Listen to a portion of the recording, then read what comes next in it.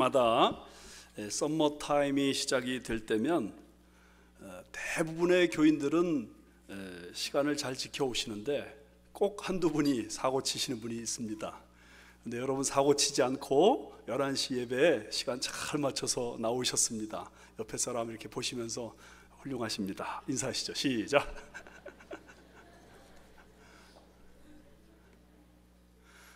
이게 그 미국 문화에 얼마만큼 적응하느냐와 상관관계가 있습니다. 그래서 잘 적응하신 분들이시니까 미국 살 자격이 다 있으십니다. 오늘 사랑이라는 거울 시리즈 최종회 15번째 사랑은 모든 것을 견디느니라, 이런 제목의 말씀을 드립니다. 여러분 이런 노래 잘 아시죠? 사랑은 언제나 오래 참고 사랑은 언제나 온유하며. 잘 모르시나 봐요. 아시죠? 네. 그만하세요. 그만. 근데 이 노래를 지으신 분이 정두영 목사님이라는 분입니다. 근데 이분이 UC 데이비스에서 음악대학에서 교수님이셨어요. 그것도 종신교수로. 그러니까 음악적으로 아주 굉장히 잘 나가시는 분이었는데 어느 날 갑자기 자기 부인에게 이혼 통보를 해버렸어요. 그러다가 어떻게 갑자기 예수님을 만나게 됐어요. 그리고 회개하고 완전히 눈물로 회개하고 변화받은 다음에 만든 노래가 이 노래, 사랑은 언제나 오래 참고 사랑은 언제나 온유하며. 저는 이 노래 얘기할 때 기억나는 일이 하나 있습니다. 아픈 기억입니다. 아픈 기억. 제 친구가 결혼식 하는데 저와 저의 다른 친구들에게 결혼식 축가를 해달라고 했습니다. 그래서 우리 친구들이 다 모여가지고 이 노래를 불러주기로 했습니다. 벌써 20몇 년 전 얘기예요. 그런데 막상 결혼식장에 가서 축가를 하기로 한 제 친구들이 한 명도 나타나질 않았습니다. 10몇 명인데 이상하게 한 명도 안 왔어요. 그래서 제가 혼자 어떡할까 그러다가 해달라는 친구의 부탁을 못 이겨서 이 노래를 했습니다. 근데 제가 그때 감기가 심하게 걸렸거든요. 그래가지고 노래를 하면서 왜 이렇게 노래가 안 되지? 왜 이렇게 노래가 안 되지? 그러면서 아주 낙심하는 가운데서 그래도 끝까지 이 노래를 했습니다. 나중에 알고 보니까 그 제 친구가 이 찬양 사역에 관련된 일들을 좀 했었기 때문에 그 청중 가운데는 그 당시 아주 그냥 한국에서 가장 잘 나간다고 하는 복음성가 가수 박종호 씨를 비롯한 여러 음악가들이 그 자리에 다 앉아 있었는데 제가 이 노래를 했기 때문에 제 친구가 그 결혼식 축가 안 불러준 다른 친구들에 대한 그 얄미운 마음도 있지만 하필이면 그 노래를 감기 걸린 상태로 그렇게 불러가지고 아주 죽을 쓴 저에 대해서 원망하는 마음조차 나중에 생겼다는 그런 이야기를 들었습니다. 근데 여러분 이 노래에 후렴이 이렇게 되어 있습니다. 사랑은 모든 것 감싸주고 바라고 믿고 참아내며, 그 다음 사랑은 영원토록 변함없네.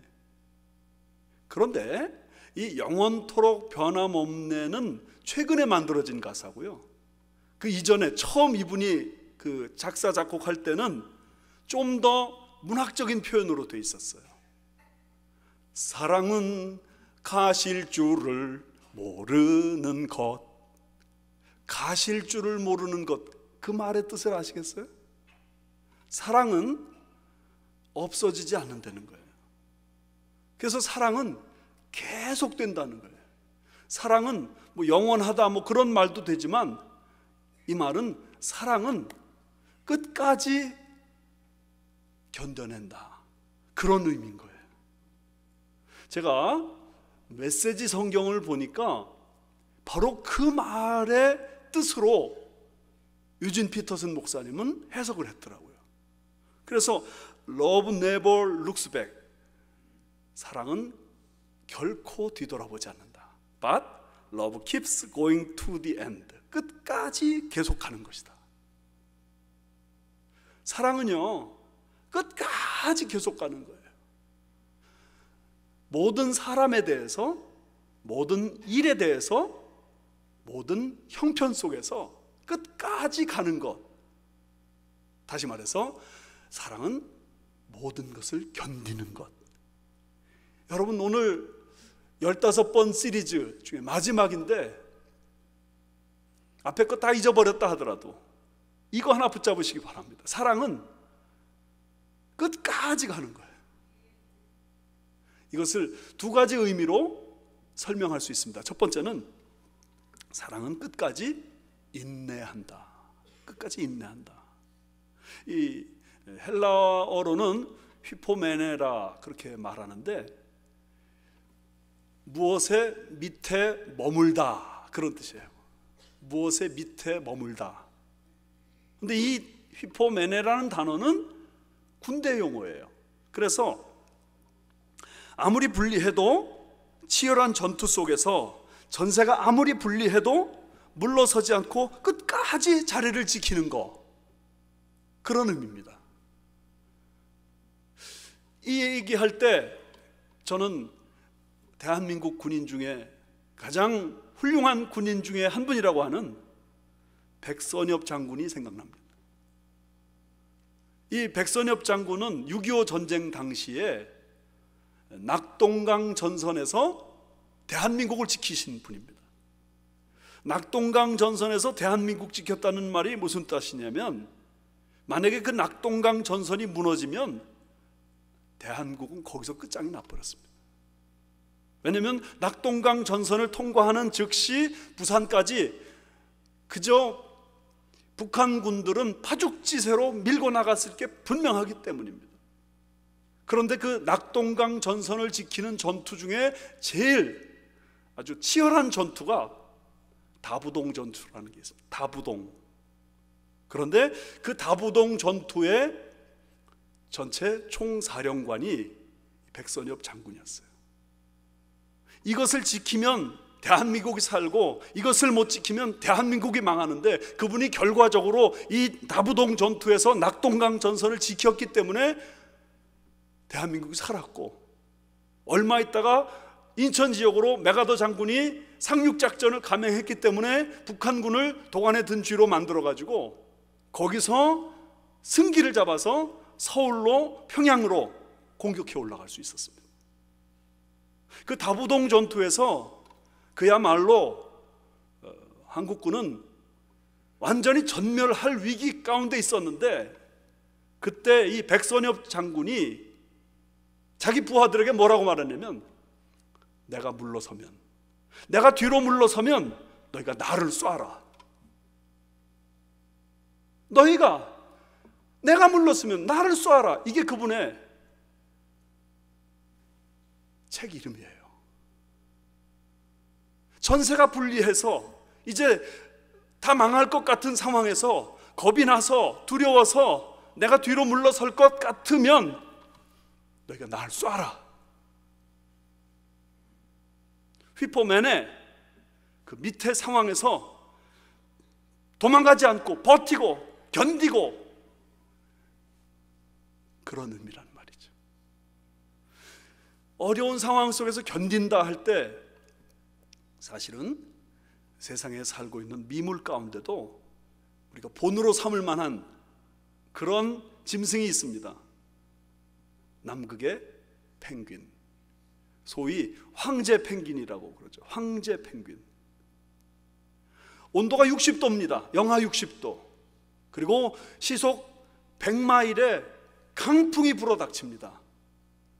그런 가운데서 어미 펭귄이 새끼 알을 낳습니다. 그런데 그냥 이 물가에서 알을 낳는 게 아니라 안전한 곳에서 알을 낳기 위해서 내륙 지역으로 적어도 100마일을 가서 알을 낳는 거예요. 근데 그곳이 그렇게 추워서 만약에 그 알을 바닥에 떨어뜨리면 떨어뜨리는 순간에 그냥 얼어버립니다. 안 그렇겠어요? 그런데 이 펭귄은 어미가 알을 낳지만 아비가 그것을 부화시킵니다. 어미가 낳는 그 알을 순간적으로 딱 받아가지고 자기 발 위에 올려놓고 자기 배와 자기 털로 그 펭귄 알의 온도를 보존합니다. 그 시간에 약 60일 걸리는데 어미 펭귄은 다시 물가로 나가서 먹을 걸 갖고 옵니다. 사냥을 간단 말이에요. 사냥 가는 그동안 60일 정도 그 기간 동안에 아비 펭귄은 발 위에 그 알을 올려놓고 아무것도 먹지 않은 채로 버팁니다. 버티다가 굶어 죽는 펭귄들이 있습니다. 버티다가 얼어 죽는 펭귄들이 있습니다. 대부분의 펭귄은 체중이 절반으로 줄어들어서 그 어미 펭귄이 먹을 걸 가지고 돌아오는 그 시점에는 아비 펭귄이 거의 죽을 것 같은 상황인데 그때 아래에서 새끼 펭귄이 깨어납니다. 끝까지 인내하는 이런 모습이 그 본능 속에서도 나타난다는 말이죠. 성경에 보면 이렇게 끝까지 인내하는 그런 사랑의 예가 참 많이 나옵니다. 인내 그러면 여러분들 욥을 생각하시죠? 근데 야곱을 한번 생각해 보세요. 야곱은요, 야망이 아주 마음속에 가득한 그런 사람이었습니다. 어떻게 보면 돈밖에 모르는 그런 사람처럼 보입니다. 그래서 형의 장자권, 축복권 다 뺏는 그런 야비한 사람입니다. 그런데 이 야곱이 삼촌 라반의 집에 가서 아름다운 여인 라헬을 만납니다. 라헬을 만나는 즉시 결혼하고 싶은데 삼촌이 그냥 이 라헬을 주질 않습니다. 그러니까 야곱이 라헬을 위해서 7년 세월 동안 노동을 합니다. 한번 창세기 29장 20절 말씀 보세요. 야곱이 라헬을 위하여 7년 동안 라반을 섬겼으니 그를 사랑하는 까닭에, 이 사랑하는 까닭에 여기에 이 무게중심이 실려 있습니다.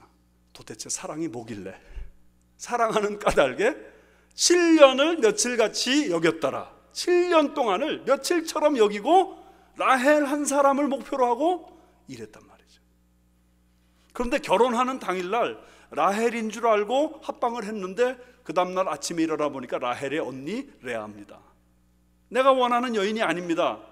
어떻게 할까? 그러니까 꽤 많은 삼촌 라반이 라헬을 얻고 싶으면 7년 더 일해라. 그래서 창세기 29장 30절 보세요.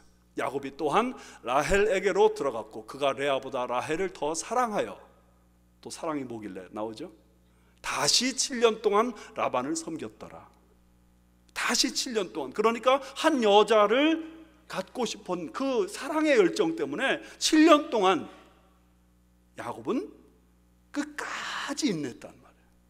그런데 그 인내하는 그 기간이 어떤 시간이었는지 창세기 31장 40절에 이렇게 되어 있습니다. 내가 이와 같이 낮에는 더위와 밤에는 추위를 무릅쓰고 눈 붙일 겨를도 없이 지냈나이다.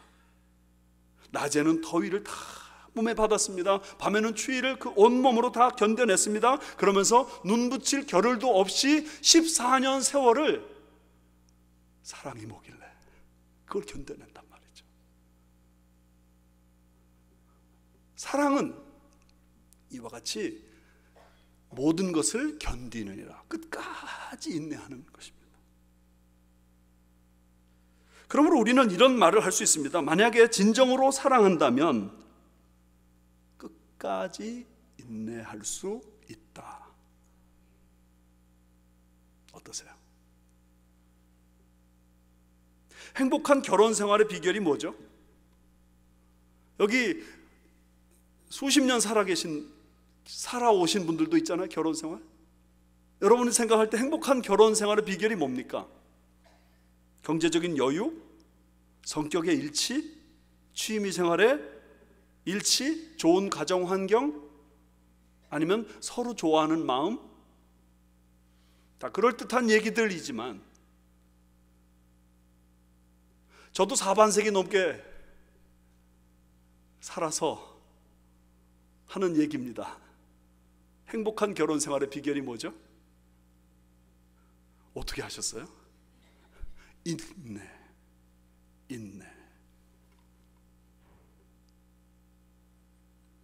참을 수 있느냐? 끝까지 견딜 수 있느냐?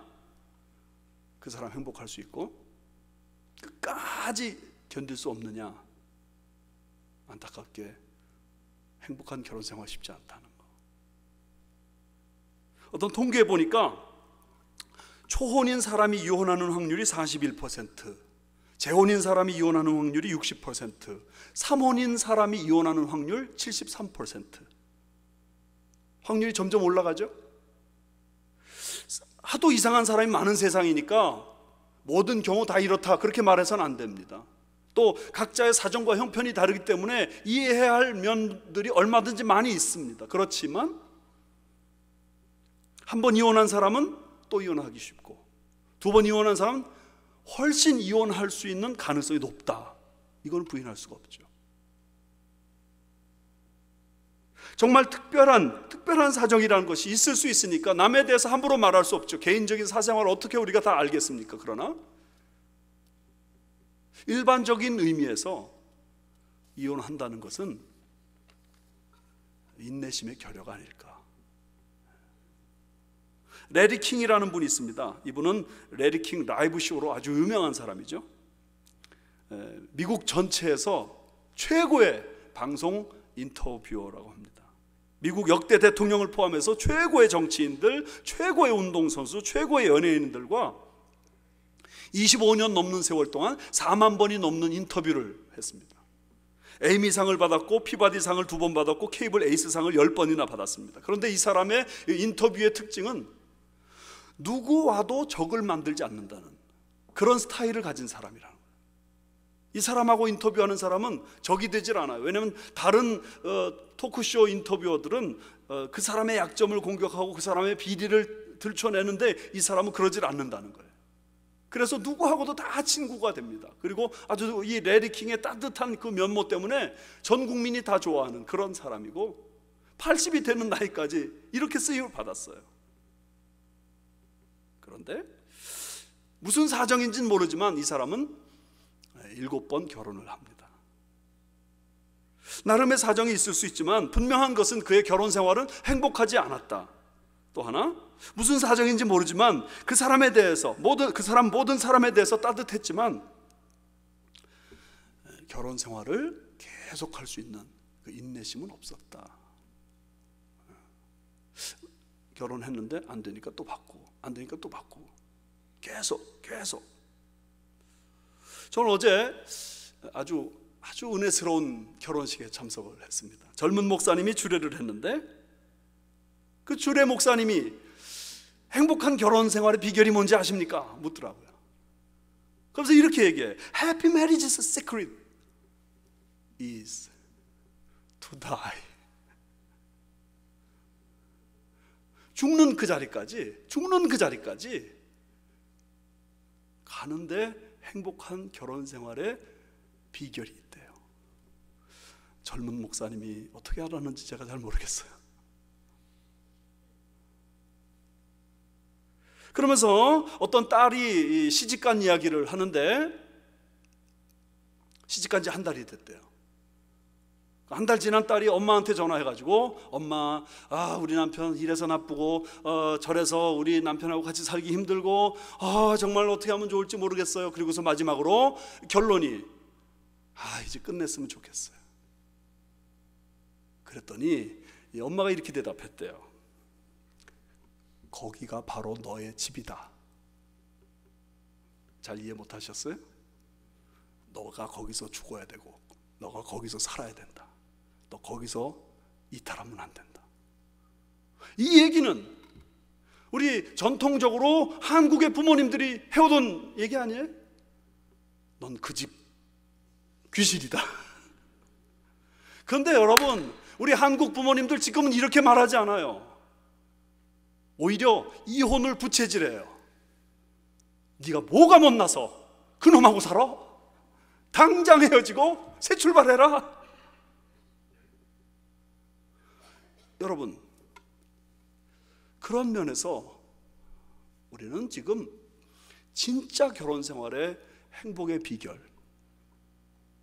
그것을 성경에서 찾아야 되는데 자꾸 지금 당장 좋으면 좋고 지금 나쁘면 나쁘고, 그래서 끝까지 인내한다는 그 자체를 절대로 받아들이지 않으려고 해요. 그래서 가정들이 점점 더 힘들어지는 거예요. 여기 성경의 가르침을 한번 보십시오. 마태복음 19장 6절, 그런즉 이제 둘이 아니요 한 몸이니. 한 몸이 됐습니다. 만약 이걸 쪼개면 반쪽이지 더 이상 한 몸이 아닌 겁니다. 그러므로 하나님이 짝지어 주신 것을 사람이 나누지 못할지니라. 일반화시킬 수 없습니다. 모두가 다 그렇다고 말할 수 없습니다. 그렇지만 하나님은 오늘도 너무나 선명하게 말씀하십니다. 하나님이 짝지어 주신 것을 사람이 나눌 수 없느니라. 그러면 여러분 이렇게 반응하셔야 됩니다. 아, 나눌 수 없구나. 나누지 말아야지. 근데 하나님이 못 나눈다고 그랬는데 우리는 그래도 나는 나눠야 된다. 여기에 문제가 있습니다. 근데 이것이 제가 볼 때는 기준이 틀려서 그래요. 기준이. 우리가 미국 안에 살면서 또 미국 문화를 자꾸 경험하면서 미국 사람들처럼 생각하는 경향이 있습니다. 어떻게 생각하느냐? 미국 사람들이 이렇게 생각한다는 거예요. 좋으면 같이 살고 좋지 않으면 같이 못 살고. 사랑을 말하는 게 아니라 좋아하는 것, like를 생각하는 겁니다. 내가 지금 좋아하나? 그럼 같이 살고, 내가 지금 안 좋아하나? 같이 못 살고. 그러나 성경은 뭐라고 말씀하시냐면 러브를 말씀합니다. 사랑하는가? like를 하지 않으면서도 러브할 수 있다는 겁니다. 성경의 말씀이 바로 그렇게 가르치는 것입니다. 저는 어제 그 결혼식을 참석하면서 다시 한번 결혼 서약의 중요성을 생각했습니다. 저도 주례할 때마다 이렇게 물었습니다. 신랑은 신부를 가난하거나 부하거나 병들거나 건강하거나 모든 경우에 사랑하기로 서약하십니까? 여러분, 그럴 때 여러분 다 어떻게 말씀하셨어요? 생각해 보고요. 어떻게 대답하셨어요? 우리가 부부는 좋아해서 살 수 있어요. 그러나 이제 생각을 바꾸세요. 결혼 서약했기 때문에 같이 사는 거예요. 아멘 안 하실래요? 내가 그 많은 사람들을 불러놓고 그 사람들 앞에서 서약했어요. 가난하거나 부하거나 병들거나 건강하거나 모든 경우에 사랑하기로 서약합니다. Yes, sir. 그런데 놀라운 것은 결혼 서약을 지키기 위해서 끝까지 견디기로, 내가 지금 라이크하지는 않아요. 좋아하지는 않아요. 어떻게 그 인간을 좋게 생각하겠어요? 그러나 내가 결혼 서약을 지키기 위해서 끝까지 인내하기로, 모든 것을 견디기로 작정하는 그 시간에 라이크하는 마음도 찾아온다는 거, 좋아하는 마음도 찾아온다는 거. 여러분 이거 믿으세요?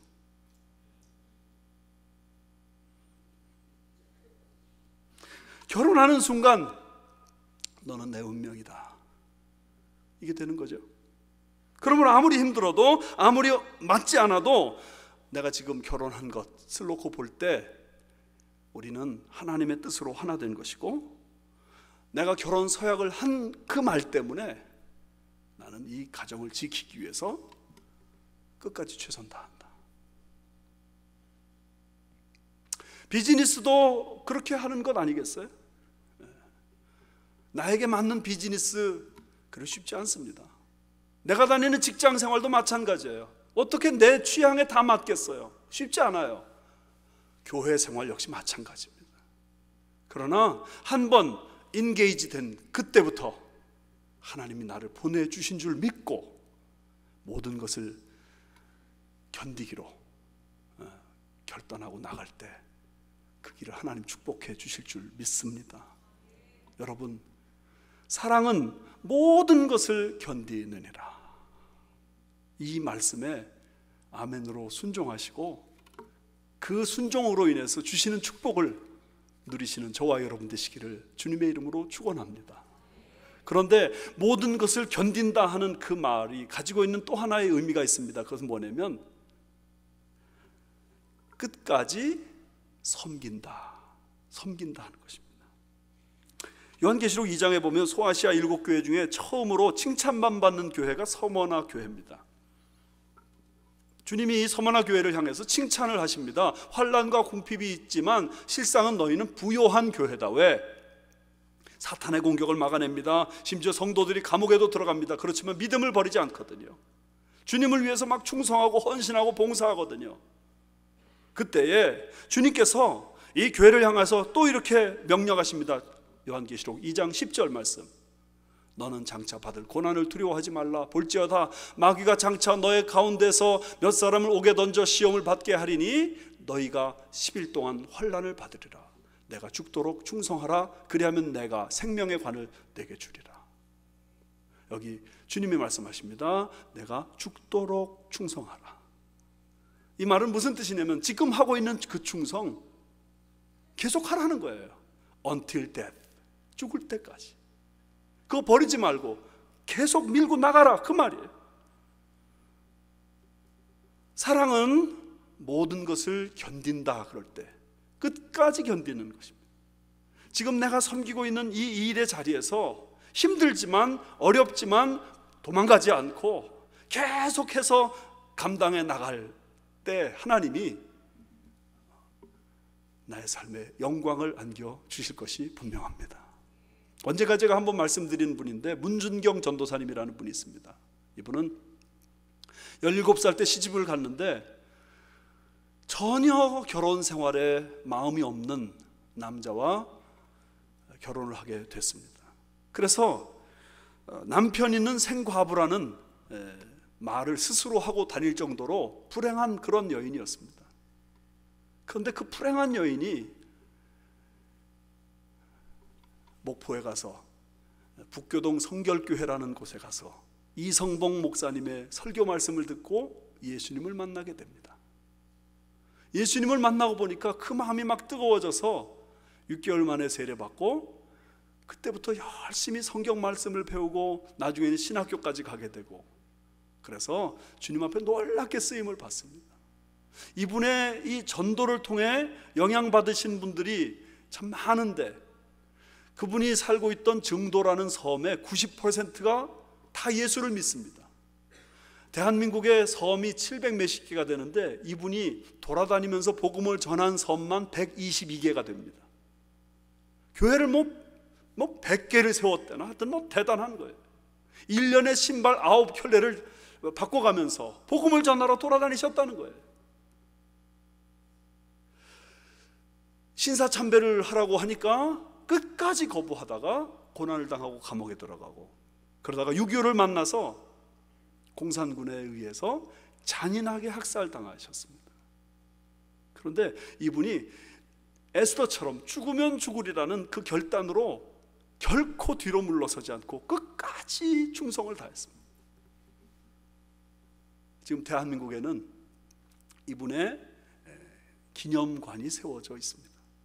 이분을 통해서 목사가 되신 분들만 30명 되는데 그 중에 걸출한 분들이 한국 CCC를 창설하신 김중곤 목사님, 한국에서 총회장, 한국 기독교 총연합회 회장이신 이만신 목사님, 한국의 상담학의 가장 대가라고 말하는 정태기 목사님이 다 이분의 전도로 예수 믿게 됐다.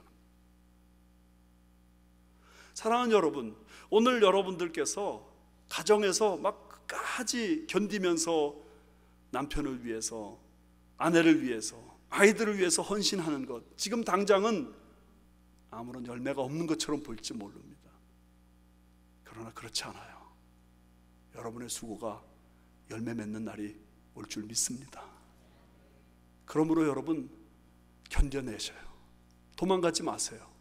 못생긴 나무가 산을 지킨다는 말처럼 내가 그래 부족하지 하며 그 자리 견뎌낼 때 주님이 저와 여러분에게 영광을 주실 것입니다. 어떻게 내가 이렇게 모든 것을 견뎌낼 것인가?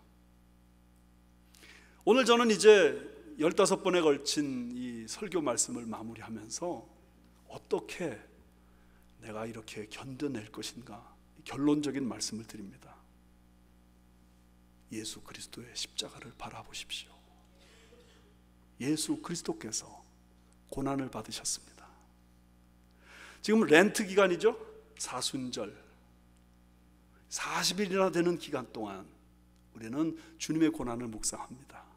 그리고 이 고난의 끝은 결국 십자가입니다.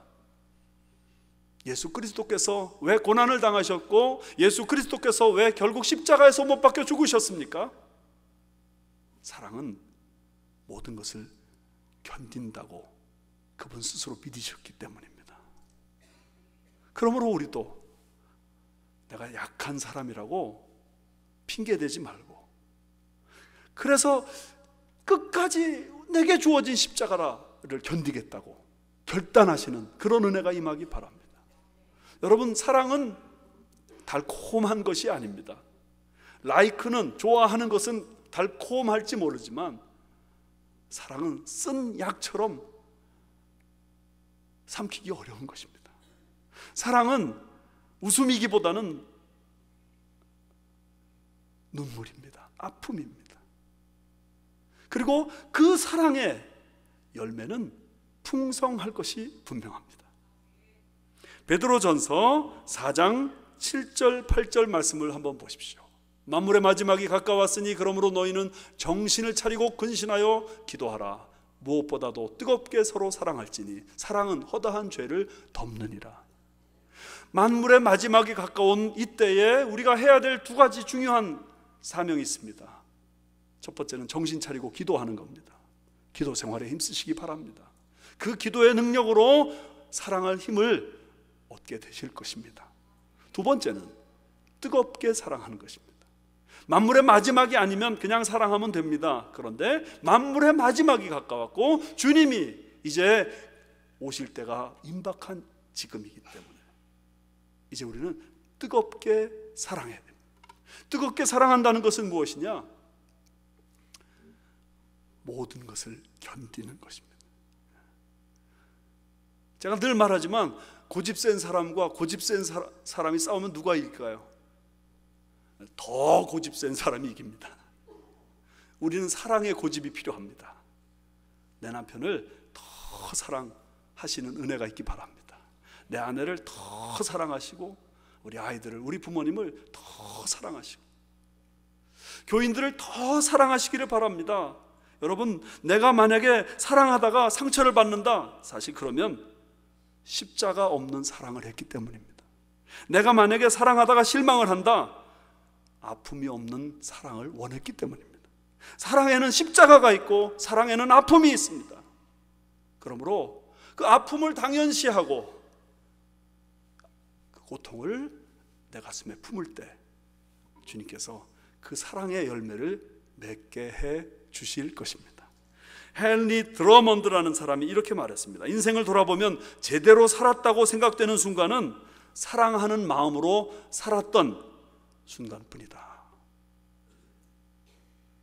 모든 것을 사랑의 마음으로 보셔서